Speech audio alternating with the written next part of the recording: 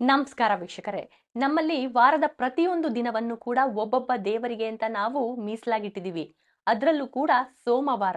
ಸೋಮವಾರ ಶಿವನಿಗೆ ಬಹಳ ಪ್ರಿಯವಾದ ವಾರ ಅಂತ ಪೂಜೆ ಮಾಡಲಾಗುತ್ತೆ. ಅದರಲ್ಲೂ ಶ್ರಾವಣ ಸೋಮವಾರ ಬಂತು ಅಂದ್ರೆ ಸಾಕು, ದೇವಸ್ಥಾನಗಳಲ್ಲಿ ಅಭಿಷೇಕ, ಪೂಜೆ ಪುನಸ್ಕಾರ ಬಹಳ ವಿಜೃಂಭಣೆಯಿಂದನೇ ನಡೆಯುತ್ತೆ.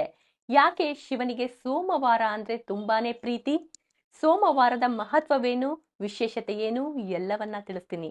ನೀವು ಆದ್ಯಂತ್ ಮೀಡಿಯಾ ಚಾನಲ್ನ ಇದೇ ಫಸ್ಟ್ ಟೈಮ್ ನೋಡ್ತಾ ಇದ್ದೀರಾ ಅಂದ್ರೆ ಈಗಲೇ ಸಬ್ಸ್ಕ್ರೈಬ್ ಮಾಡಿ, ಲೈಕ್ ಮಾಡಿ, ಶೇರ್ ಮಾಡಿ.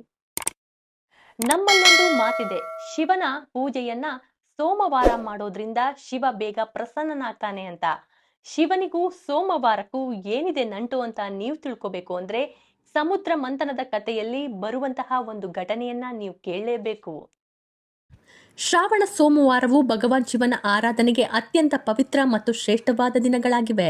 ಹಿಂದೂ ಧರ್ಮ ಗ್ರಂಥಗಳ ಪ್ರಕಾರ ಶ್ರಾವಣ ಮಾಸ ಮತ್ತು ಸೋಮವಾರ ಇವೆರಡೂ ಶಿವನಿಗೆ ಅತ್ಯಂತ ಪ್ರಿಯವಾದವು. ಈ ಸಮಯದಲ್ಲಿ ಮಾಡುವ ಪೂಜೆ ಮತ್ತು ಅಭಿಷೇಕಗಳು ನೇರವಾಗಿ ಮಹಾದೇವನನ್ನ ತಲುಪ್ತವೆ ಮತ್ತು ಭಕ್ತರ ಇಷ್ಟಾರ್ಥಗಳನ್ನ ಶೀಘ್ರವಾಗಿ ಈಡೇರಿಸ್ತವೆ ಎಂಬ ಬಲವಾದ ನಂಬಿಕೆನೇ ಇದೆ. ಹಿಂದೂ ಧರ್ಮ ಗ್ರಂಥಗಳ ಪ್ರಕಾರ ಶ್ರಾವಣದ ಪ್ರಾಮುಖ್ಯತೆಯನ್ನ ಸಮುದ್ರ ಮಂಥನ ಎಂದು ಕರೆಯಲ್ಪಡುವಂತಹ ಪ್ರಸಿದ್ಧ ಘಟನೆಯೊಂದಿಗೆ ಸಂಬಂಧ ಹೊಂದಿದೆ. ಅಷ್ಟೇ ಅಲ್ಲ, ಸೋಮವಾರದ ಜೊತೆಗೂ ನಂಟಿದೆ. ಒಮ್ಮೆ ದೇವತೆಗಳು ಮತ್ತು ಅಸುರರು ಇಬ್ಬರು ಅಮೃತವನ್ನ ಪಡೆಯಲು ಬಯಸಿದ್ರು. ಅದನ್ನ ಪಡೆಯಲು ಅವರು ಮಂದಾರ ಪರ್ವತವನ್ನ ಮಂಥನದ ಕೋಲಾಗಿ ಮತ್ತು ಸರ್ಪ ವಾಸುಕಿಯನ್ನ ಹಗ್ಗವಾಗಿ ಬಳಸಿಕೊಂಡು ಕ್ಷೀರಸಾಗರವನ್ನ ಮಂಥನ ಮಾಡಲು ನಿರ್ಧಾರ ಮಾಡ್ತಾರೆ. ಈ ಘಟನೆಯ ಸಮಯದಲ್ಲಿ ಪರ್ವತವನ್ನ ಬೆಂಬಲಿಸಲು ವಿಷ್ಣು ಆಮೆ ರೂಪವನ್ನ ಅಂದ್ರೆ ಕೂರ್ಮ ಅವತಾರವನ್ನ ತೆಗೆದುಕೊಳ್ತಾನೆ. ಸಾಗರ ಮಂಥನ ಆದಂತೆ ಅನೇಕ ದೈವಿಕ ಮತ್ತು ನಿಗೂಢ ವಿಷಯಗಳು ಹೊರಹೊಮ್ಮುತ್ತವೆ. ಒಳ್ಳೆಯದು ಮತ್ತು ಕೆಟ್ಟದ್ದು ಎರಡೂ ನಡೆಯುತ್ತೆ. ಮಂಥನದ ಸಮಯದಲ್ಲಿ ಹಾಲಾಹಲ ಎಂಬ ಮಾರಕ ವಿಷವು ಸಾಗರದಿಂದ ಹೊರಹೊಮ್ಮುತ್ತೆ. ಈ ವಿಷವು ಎಷ್ಟು ಶಕ್ತಿಶಾಲಿ ಆಗಿತ್ತು ಅಂದ್ರೆ ಅದು ಸೃಷ್ಟಿಯಲ್ಲಿರುವ ಎಲ್ಲವನ್ನ ನಾಶ ಮಾಡಲು ಪ್ರಾರಂಭ ಮಾಡಿಬಿಡುತ್ತೆ. ವಿಷದ ಶಾಖ ವಿಷ ಇಡೀ ವಿಶ್ವವನ್ನೇ ನಾಶ ಮಾಡುವ ಬೆದರಿಕೆಯನ್ನೇ ಹಾಕಿಬಿಡುತ್ತೆ. ದೇವತೆಗಳು ಮತ್ತು ರಾಕ್ಷಸರು ಭಯಭೀತರಾಗ್ತಾರೆ. ಈ ವಿನಾಶಕಾರಿ ಶಕ್ತಿಯನ್ನ ಯಾರು ನಿಭಾಯಿಸೋಕೆ ಸಾಧ್ಯನೇ ಆಗೋದಿಲ್ಲ. ವಿಶ್ವವು ಪತನದ ಅಂಚಿನಲ್ಲಿರುತ್ತೆ. ಸೃಷ್ಟಿಯನ್ನ ರಕ್ಷಿಸಲು ಪರಮ ರಕ್ಷಕನಾದ ಶಿವನನ್ನ ಬೇಡಿಕೊಳ್ತಾರೆ ದೇವಾನುದೇವತೆಗಳು. ಶಿವನು ಹಿಂಜರಿಯೋದಿಲ್ಲ. ವಿಶ್ವವನ್ನು ಉಳಿಸಲು ವಿಷವನ್ನ ಸೇವಿಸಲು ಒಪ್ಪಿಕೊಂಡು ಬಿಡ್ತಾನೆ. ಶಿವನು ಮಾರಕ ಆಲಾಹಲವನ್ನ ಕುಡಿತಾನೆ. ಆದ್ರೆ ಅದು ಸಂಪೂರ್ಣವಾಗಿ ಆತನ ದೇಹವನ್ನ ಸೇರೋ ಮೊದಲು ಪಾರ್ವತಿ ದೇವಿ ಬಂದು ಆತನ ಗಂಟಲನ್ನ ಒತ್ತಿ ಹಿಡಿತಾಳೆ.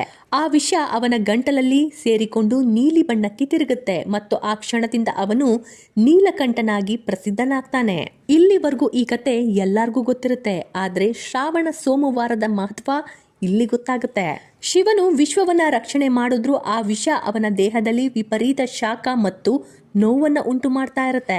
ವಿಷದ ಪರಿಣಾಮವನ್ನ ಕಡಿಮೆ ಮಾಡಲು ಎಲ್ಲ ದೇವರು ಮತ್ತು ದೇವಲೋಕದ ಜೀವಿಗಳು ಶಿವನಿಗೆ ಪ್ರಾರ್ಥನೆ ಮತ್ತು ಪವಿತ್ರ ಪದಾರ್ಥಗಳನ್ನ ಅರ್ಪಣೆ ಮಾಡ್ತಾರೆ. ಪವಿತ್ರ ಜಲ, ಹಾಲು, ಮೊಸರು, ಜೇನುತುಪ್ಪ, ಬಿಲ್ವ ಪತ್ರೆಯನ್ನ ಅರ್ಪಣೆ ಮಾಡ್ತಾರೆ. ಈ ಅರ್ಪಣೆಗಳು ಶಿವನನ್ನ ತಂಪಾಗಿಸಲು ಮತ್ತು ಅವನಿಗೆ ಸಮಾಧಾನ ತರಲು ಸಹಾಯ ಮಾಡ್ತವೆ. ಈ ವಿಷದ ಉಷ್ಣತೆಯನ್ನ ತಣ್ಣಗಾಗಿಸಲು ದೇವತೆಗಳು ಮತ್ತು ಋಷಿ ಮುನಿಗಳು ಸೋಮವಾರದಂದು ವಿಶೇಷವಾಗಿ ಜಲಾಭಿಷೇಕ ಮಾಡಿ ಶಿವನನ್ನ ತಂಪಾಗಿಸಿದರು. ಈ ಘಟನೆ ಶ್ರಾವಣ ಮಾಸದಲ್ಲಿ ಸಂಭವಿಸಿತು ಅಂತ ನಂಬಲಾಗುತ್ತೆ. ಅದಕ್ಕಾಗಿಯೇ ಭಕ್ತರು ಈ ಸಮಯದಲ್ಲಿ ಅಂದ್ರೆ ಶ್ರಾವಣ ಮಾಸದಲ್ಲಿ, ಅದರಲ್ಲೂ ಸೋಮವಾರಗಳಂದು ಶಿವನಿಗೆ ಅಭಿಷೇಕ ಮಾಡೋದು ಸಂಪ್ರದಾಯವಾಗಿ ಮುಂದುವರಿತಾ ಬಂದಿದೆ. ಇದು ಅಷ್ಟೇ ಅಲ್ಲ, ಪಾರ್ವತಿ ದೇವಿಯ ತಪಸ್ಸು ಬಹಳ ಮಹತ್ವವನ್ನ ಪಡೆಯುತ್ತೆ. ಶ್ರಾವಣ ಮಾಸದಲ್ಲಿ ಸತಿ ದೇವಿಯು ಮರು ಜನ್ಮದಲ್ಲಿ ಪಾರ್ವತಿಯಾಗಿ ಜನಿಸಿ ಶಿವನನ್ನ ಪತಿಯಾಗಿ ಪಡೆಯಲು ಶ್ರಾವಣ ಮಾಸದಾದ್ಯಂತ ಕಠಿಣವಾದ ಉಪವಾಸ ಮತ್ತು ತಪಸ್ಸನ್ನೇ ಮಾಡಿದ್ಲಂತೆ. ಆಕೆಯ ಭಕ್ತಿಗೆ ಮೆಚ್ಚಿದ ಶಿವನು ಇದೇ ಮಾಸದಲ್ಲಿ ಆಕೆಯನ್ನ ಪತ್ನಿಯಾಗಿ ಸ್ವೀಕರಿಸಿದನು ಎಂದು ಪುರಾಣಗಳಲ್ಲಿ ಉಲ್ಲೇಖ ಮಾಡಲಾಗಿದೆ. ಇನ್ನು ದೊಡ್ಡೋರು ಹೇಳೋ ಪ್ರಕಾರ ಸೋಮವಾರವೇ ಶಿವನನ್ನ ಪೂಜಿಸ್ಬೇಕಂತೆ. ಅದರಲ್ಲೂ ಶ್ರಾವಣ ಸೋಮವಾರ ತುಂಬಾನೇ ಶ್ರೇಷ್ಠ. ಈ ರೀತಿ ಹೇಳೋಕ್ಕೂ ಕಾರಣವಿದೆ. ಸೋಮವಾರ ಈ ಹೆಸರಲ್ಲಿ ಒಂದು ವಿಶೇಷತೆ ಇದೆ. ಯಾಕೆ ಗೊತ್ತಾ? ಸೋಮ ಅಂದ್ರೆ ಚಂದ್ರ. ಚಂದ್ರನಿಗೂ ಶಿವನಿಗೂ ನಂಟಿದೆ. ಅದೇನು ಇಲ್ಲಿ ಕೇಳಿ. ನಾವು ದೇವಾದಿದೇವ ಮಹಾದೇವನನ್ನ ಯಾವ ದಿನ ಬೇಕಾದರೂ ಪೂಜಿಸಬಹುದು. ಆದರೆ ಸೋಮವಾರ ದಿನವನ್ನ ಶಿವನ ಪೂಜೆಗೆ ಅತ್ಯಂತ ಮಂಗಳಕರ ಹಾಗೂ ಸೂಕ್ತವಾದ ದಿನ ಅಂತ ಪರಿಗಣಿಸಲಾಗುತ್ತೆ. ಈ ದಿನ ಮಾಡಿದ ಪೂಜೆ ಪುನಸ್ಕಾರಗಳು ನಮಗೆ ಶುಭ ಫಲವನ್ನೇ ನೀಡ್ತವೆ. ಅಷ್ಟೇ ಅಲ್ಲ, ಶಿವನು ಈ ದಿನ ಮಾಡಿದ ಪೂಜೆಗೆ ಪ್ರಸನ್ನನಾಗ್ತಾನೆ ಎಂಬ ನಂಬಿಕೆನೂ ಇದೆ. ಸೋಮವಾರ ದಿನದಂದು ಯಾಕೆ ಶಿವ ಪೂಜೆಯನ್ನೇ ಮಾಡಬೇಕು ಅನ್ನೋದಕ್ಕೆ ವಾಸ್ತವವಾಗಿ ಸೋಮವಾರ ಎನ್ನುವ ಪದದ ಅರ್ಥವೇ ಸೋಮ ಅಂದ್ರೆ ಶಿವನ ಜಡೆ ಕೂದಲಲ್ಲಿ ಅಲಂಕರಿಸಲ್ಪಟ್ಟ ಚಂದ್ರ ಎಂದರ್ಥ. ಸೋಮ ಎನ್ನುವ ಪದವು ಇನ್ನೊಂದು ಅರ್ಥವನ್ನ ಕೂಡ ಕೊಡುತ್ತೆ. ಈ ಅರ್ಥದ ಪ್ರಕಾರ ಸೋಮ ಅಂದ್ರೆ ಶಾಂತ ಎಂದು ಬರುತ್ತೆ. ಇದು ಶಿವನ ಶಾಂತ ಸ್ವಭಾವವನ್ನ ಸಂಕೇತಿಸುತ್ತೆ. ಪೌರಾಣಿಕ ಕತೆ ಮೊದಲೇ ಗೊತ್ತಿದೆ ನಿಮಗೆ. ಶಿವನನ್ನ ತನ್ನ ಪತಿಯಾಗಿ ಪಡೆಯಲು ತಾಯಿ ಪಾರ್ವತಿ ತಪಸ್ಸನ್ನ ಮಾಡಿದ್ಲು.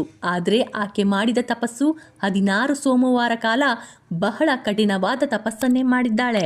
ಇದರಿಂದಾಗಿ ಭಗವಂತ ಸಂತೋಷಪಟ್ಟು ತನ್ನ ಪತ್ನಿಯಾಗಿ ಪಡೆದನು. ಅಂದಿನಿಂದ ಸೋಮವಾರದ ಉಪವಾಸವನ್ನ ಆಚರಿಸುವ ಸಂಪ್ರದಾಯ ಪ್ರಾರಂಭವಾಯಿತು ಎಂದು ಪರಿಗಣಿಸಲಾಗುತ್ತೆ. ಇನ್ನು ಸೋಮವಾರಕ್ಕೂ ಚಂದ್ರನಿಗೂ ಇರುವ ಸಂಬಂಧ ಏನು ಅಂತ ಕೇಳ್ತಾ ಇದ್ದೀರಾ? ದಂತಕಥೆಯ ಪ್ರಕಾರ ದಕ್ಷ ಮಹಾರಾಜ ಶಾಪದಿಂದಾಗಿ ಚಂದ್ರ ಕ್ಷಯರೋಗಕ್ಕೆ ಗುರಿಯಾಗಿ ಬಿಡ್ತಾನೆ. ಆತನ ಈ ರೋಗದಿಂದ ಮುಕ್ತನಾಗಲು ಸೋಮವಾರದ ದಿನದಂದು ಪರಶಿವನನ್ನ ಆರಾಧನೆ ಮಾಡ್ತಾನೆ. ಇದರ ಪರಿಣಾಮದಿಂದಾಗಿ ಅವನು ಕ್ಷಯರೋಗದಿಂದ ಪಾರಾಗ್ತಾನೆ. ಅಂದಿನಿಂದ ಸೋಮವಾರವನ್ನ ಶಿವನ ಆರಾಧನೆಗೆ ಸೂಕ್ತವಾದ ದಿನ ಅಂತ ಪರಿಗಣಿಸಲಾಗುತ್ತೆ. ಚಂದ್ರನು ಶಾಪದಿಂದ ಕ್ಷಯ ರೋಗಕ್ಕೆ ತುತ್ತಾಗಿ ತನ್ನ ಕಾಂತಿಯನ್ನೇ ಕಳೆದುಕೊಂಡು ಬಿಡ್ತಾನೆ. ಆಗ ಕರುಣಾಮಯಿಯಾದ ಶಿವನು ಚಂದ್ರನನ್ನ ತನ್ನ ಶಿರಸ್ಸಿನಲ್ಲಿ ಧರಿಸಿ ಅವನಿಗೆ ರಕ್ಷಣೆ ನೀಡಿ ಅಮರತ್ವದ ವರವನ್ನೇ ಕರುಣಿಸ್ತಾನೆ. ಚಂದ್ರನಿಗೆ ಮರುಜನ್ಮ ಸಿಕ್ಕಿದ ಆ ದಿನವೇ ಸೋಮವಾರ. ಹಾಗಾಗಿ ಚಂದ್ರನಿಗೆ ಪ್ರಿಯವಾದ ಆ ದಿನ ಶಿವನಿಗೂ ಅಷ್ಟೇ ಅಚ್ಚುಮೆಚ್ಚು. ಸೋಮ ಪದವನ್ನ ಬಿಡಿಸಿ ಬರೆದಾಗ ಸ ಅಂದ್ರೆ ಸಹಿತ ಮತ್ತು ಉಮಾ ಪಾರ್ವತಿ ದೇವಿ ಎಂದಾಗುತ್ತೆ. ಅಂದ್ರೆ ಉಮಾದೇವಿಯೊಡನೆ ಇರುವ ಶಿವ ಎಂದರ್ಥ. ಈ ದಿನ ಶಿವ ಮತ್ತು ಪಾರ್ವತಿ ಇಬ್ಬರನ್ನು ಜೊತೆಯಾಗಿ ಪೂಜಿಸೋದ್ರಿಂದ ದಾಂಪತ್ಯ ಜೀವನ ಸುಖಮಯವಾಗಿರುತ್ತೆ ಎಂಬ ನಂಬಿಕೆ ಇದೆ. ಜ್ಯೋತಿಷ್ಯದ ಪ್ರಕಾರ ಸೋಮವಾರದ ಅಧಿಪತಿ ಚಂದ್ರ. ಚಂದ್ರನನ್ನ ಮನಸ್ಸಿನ ಕಾರಕ ಅಂತ ಕರಿತೀವಿ. ಅಂದ್ರೆ ಮನಸ್ಸನ್ನ ನಿಯಂತ್ರಣ ಮಾಡುವವನು ಎಂದು ಕರೆಯಲಾಗುತ್ತೆ. ಶಿವನನ್ನ ಆರಾಧನೆ ಮಾಡೋದ್ರಿಂದ ಜಾತಕದಲ್ಲಿ ಚಂದ್ರನ ದೋಷಗಳು ನಿವಾರಣೆಯಾಗಿ ಮಾನಸಿಕ ಚಂಚಲತೆ ದೂರವಾಗುತ್ತೆ ಮತ್ತು ಶಾಂತಿ ಸಿಗುತ್ತೆ. ಶಿವನನ್ನ ಅತ್ಯಂತ ಸರಳವಾಗಿ ಒಲಿಯುವ ದೇವರಂತ ಕರೀತಾರೆ. ವಾರದ ಮೊದಲ ಕೆಲಸದ ದಿನವಾದ ಸೋಮವಾರದಂದು ಶಿವನನ್ನ ಪೂಜಿಸಿ ದಿನವನ್ನ ಆರಂಭಿಸಿದ್ರೆ ವಾರವಿಡೀ ಸಕಾರಾತ್ಮಕ ಶಕ್ತಿ ಇರುತ್ತೆ ಎಂಬ ಭಕ್ತರ ನಂಬಿಕೆ ಇದೆ.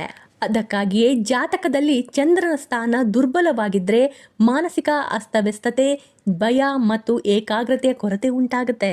ಸೋಮವಾರದಂದು ಶಿವನನ್ನ ಪೂಜಿಸೋದ್ರಿಂದ ಚಂದ್ರನಿಂದ ಉಂಟಾಗುವ ಕೆಟ್ಟ ಪರಿಣಾಮಗಳು ಶಮನಗೊಂಡು ಮನಸ್ಸಲ್ಲಿ ಧೈರ್ಯ ಮತ್ತು ಶಾಂತಿ ನೆಲೆಸುತ್ತೆ. ಈಗ ಗೊತ್ತಾಯ್ತಲ್ಲ ಸೋಮವಾರವನ್ನ ಯಾಕೆ ಶಿವನಿಗಾಗಿ ಅರ್ಪಣೆ ಮಾಡಲಾಯ್ತು ಅಂತ. ಇನ್ಮೇಲೆ ಪ್ರತಿ ವಾರ ಸೋಮವಾರ ದಿನದಂದು ಶಿವನ ದೇವಸ್ಥಾನಕ್ಕೆ ಭೇಟಿ ನೀಡಿ ಓಂ ನಮಃ ಶಿವಾಯ ಎಂದು ಬೇಡಿಕೊಳ್ಳಿ. ಒಳ್ಳೆಯದಾಗ್ಲಿ. ನನ್ನ ವಿಡಿಯೋಗಳು ನಿಮ್ಗೆ ಇಷ್ಟ ಆಗ್ತಾ ಇದೆ ಅಂದ್ರೆ ಲೈಕ್ ಮಾಡಿ, ಶೇರ್ ಮಾಡಿ, ಸಬ್ಸ್ಕ್ರೈಬ್ ಆಗೋದನ್ನ ಮಾತ್ರ ಮರಿಲೇಬೇಡಿ. ಧನ್ಯವಾದಗಳು.